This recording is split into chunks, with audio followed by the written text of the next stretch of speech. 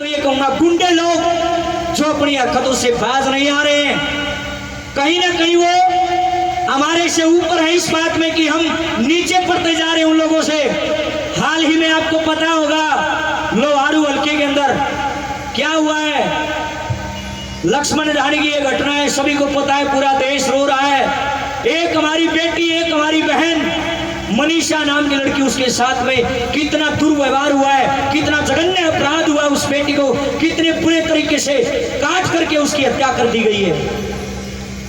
और शर्म की बात है, तू मैंने का देखा है, हम कहते हैं जय हिंद, हम कहते हैं मेरा देश महान। किस दृष्टि से मैं अपने देश को महान कहूं? मुझे दुख होता है अपने देश को महान कहते हुए, शर्म आती है मुझे अपने देश को महान कहते हुए। जिसकी न्याय व्यवस्था इतनी ढीली हो, जिस देश का प्रशासन सोया पड़ा हो, जिस देश के अंदर सिर्फ और सिर्फ मंदिरों की, मस्जिदों की, मजारों की पूजा होती हो, जिस देश के अंदर न्याय नाम की कोई चीज ना हो, एक गरीब आदमी गिड़गिड़ा रहा है अपनी बेटी के न्याय के लिए, लेकिन प्रशासन है कि कुंभकर्ण की नींद लेकर के सोया हुआ है। हम किस हैसियत से कहें मेरा देश महान है? मुझे भी दुख है, मैं भी भारतवासी हूँ, लेकिन मुझे दुख इस बात का कि भारतवासी होने के नाते मुझे खुद ये बात कहनी पड़ रही है कि मेरा देश महान नहीं हो सकता। जिस देश के अंदर ऐसी ऐसी घटनाएं नॉर्मल हो गई है, बिल्कुल आम बात हो गई है, कोई डर नहीं है अपराधियों के दिल के अंदर, कोई किसी को मार करके काट करके नहर में डाल रहा है, कोई किसी के साथ कुछ कर रहा है, सरेआम मेरी बेटियों के साथ, मेरी बहनों के साथ, मेरे देश के भविष्य के साथ कोई बलात्कार कर रहा है, कोई रेप कर रहा है। इतनी गंदी गंदी घटनाएं मेरे देश के अंदर हो रही है, और हम लोग हैं कि तिरंगा झंडा हाथ में उठाकर बोलते मेरा देश महान। ऐसे तिरंगा झंडा उठाने से देश महान नहीं होगा, ऐसे खाटू श्याम के नारे लगाने से कल्याण होने वाला नहीं है।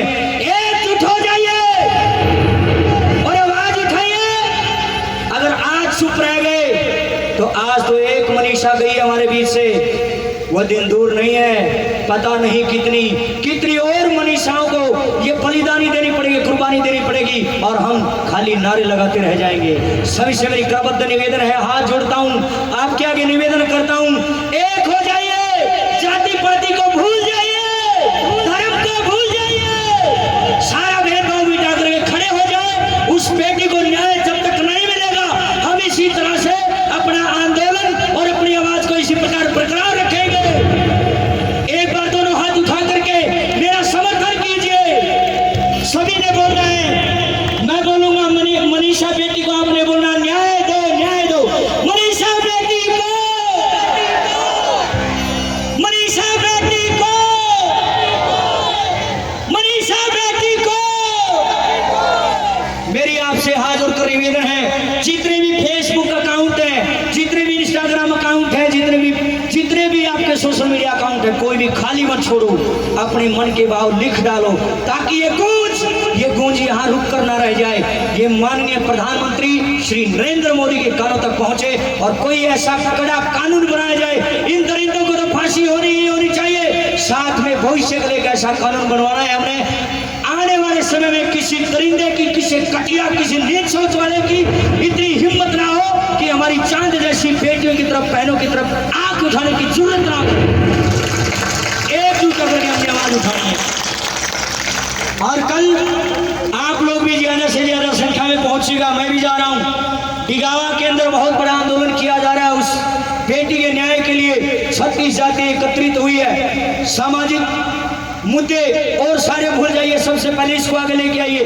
कोई राजनीतिक पॉइंट नहीं है ये, चाहे कोई बीजेपी का आदमी हो, कांग्रेस का हो, इस चीज को भूल जाइए और खड़े हो जाइए मानवता के लिए। सबसे जरूरी है मानवता, ये तो बाद की बातें हैं, बीजेपी है, कांग्रेस है, इसको राजनीतिक रंग नहीं देना है। सबसे हाथ जोड़कर निवेदन करता हूँ, बाबा श्याम से भी विनती करके जाना, सभी आज भले ही आप अपनी मन्नत मांगना भूल जाना, छोड़ देना, लेकिन ये जरूर बोल के जाना तू हारे का सहारा है। और आज मानवता हार रही है ठाकुर, आज मानवता हार रही है, हमारे को हौसला दीजिए ताकि हम उस बेटी को न्याय दिला सके। बाबा से भी निवेदन करके जाना है सभी ने, बोलिए हारे के सहारे की। डिगावा मंडी में पहुंचिए ज्यादा से ज्यादा संख्या में और आवाज उठाइए, ताकि आने वाले समय में हमारी बेटियां, हमारी बहनें सुरक्षित हो सके। आइएगा।